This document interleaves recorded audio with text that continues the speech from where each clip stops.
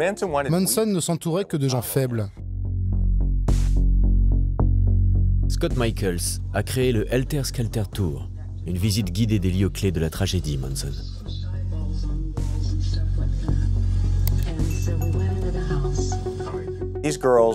Ces filles, elles voulaient juste rendre quelqu'un heureux. Et il était un peu un père pour elles. Donc elles voulaient que Charles Manson soit toujours content. Manson sait leur faire perdre leurs repères. La communauté est ensorcelée, persuadée d'avoir affaire à Dieu sur terre.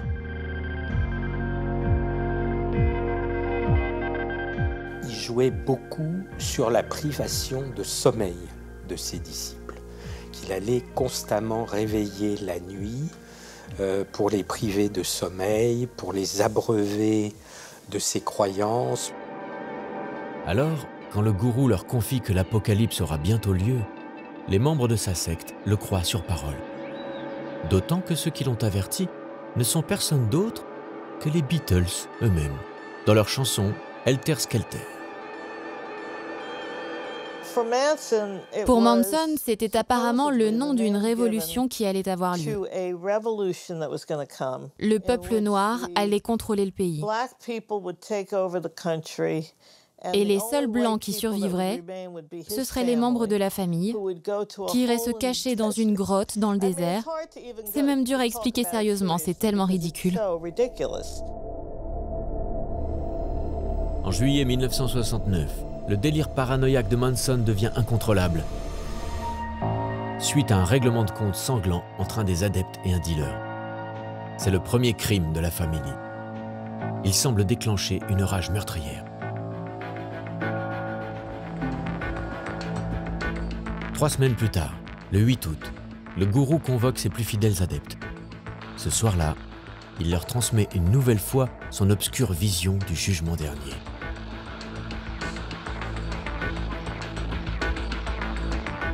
Dieu est partout, dans toute chose et toute personne, et donc il n'y a pas de bien, de mal, il n'y a pas cette dualité en fait, tout est mélangé, donc en fait il n'y a plus vraiment de repères si on veut. Par exemple, tuer quelqu'un, c'est lui permettre d'accéder à la vie éternelle plus vite, donc c'est en fait un acte d'amour. C'est comme ça qu'il leur faisait croire que les meurtres étaient spirituels. Ces adeptes étaient ses instruments. Et parce que si la vie ne compte pas, quand il leur a dit « faites quelque chose de diabolique », ce qu'ils ont fait, ils savaient de quoi Manson parlait. Il parlait de meurtre. Sans poser de questions, ses fidèles prennent alors la route en direction des beaux quartiers de Los Angeles. Prêts à commettre, lors des 2 nuits à venir, la série de meurtres qui les rendra tristement célèbres. «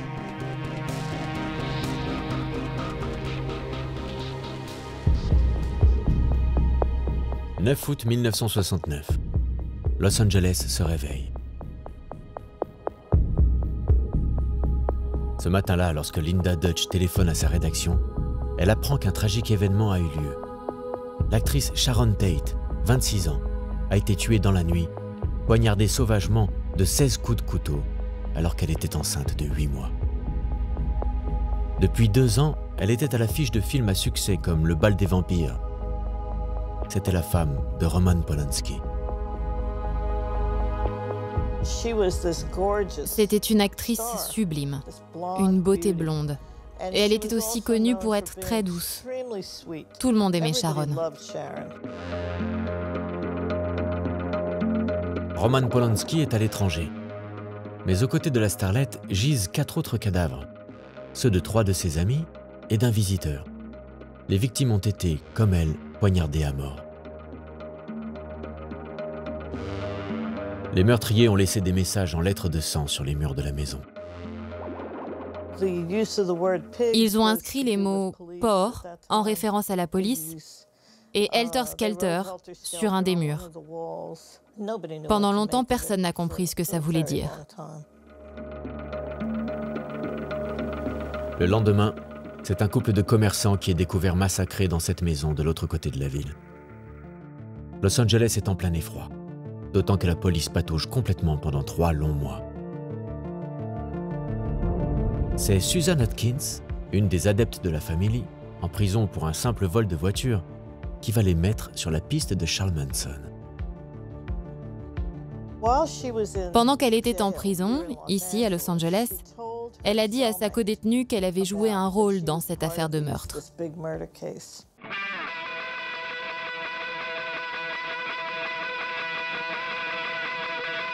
L'histoire éclate au grand jour. Pour le public, le fait divers people de la mort de Sharon Tate est subitement connecté à une secte un peu louche. La presse est captivée par le visage de Charles Manson, parfois christique, mais le plus souvent satanique, comme sur cette photo prise par la police.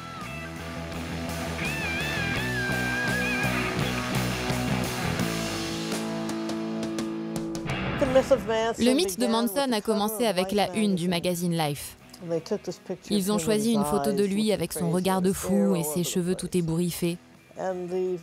Les membres de la famille qui ont été interviewés disaient de lui qu'il avait un pouvoir magique. Il ramenait des oiseaux morts à la vie, il jouait avec des serpents. Les adeptes donnaient envie aux journalistes d'écrire des papiers. Les 7 mois de procès sont hyper médiatisés. Lui apparaît détendu avec sa coupe de star folk, tranchant avec l'austérité des policiers qui l'entourent. Devant le tribunal, de nombreux jeunes contestataires viennent prendre sa défense. Cette figure du mal, eh bien, elle peut être paradoxalement, elle est nocive, mais paradoxalement, elle peut être attractive, en particulier dans la jeune génération hippie de la fin des années 60. Et c'est peut-être plus que le meurtre, le procès qui va lui assurer cette postérité. Il y aura des milliers et des milliers de jeunes supplémentaires qui vont suivre l'enseignement de Charles Manson. Charles Manson est condamné à la prison à perpétuité. Pourtant, son impact sur la société est tellement fort que même enfermé, il continue à fasciner. 3 ans plus tard, en 1974, sort Helter Skelter, écrit par le procureur du procès. Un best-seller vendu à plus de 7 millions d'exemplaires. Manson cristallise tant à la fin des 60s qu'il semble pouvoir être raconté de 1000 façons.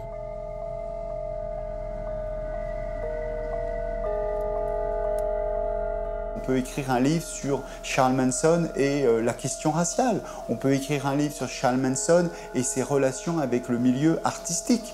On peut écrire un livre sur Charles Manson et son enfance. Si on avait affaire à une personnalité plus simple, eh bien on peut penser qu'il aurait évidemment beaucoup moins intéressé les commentateurs et par voie de conséquence, l'opinion publique.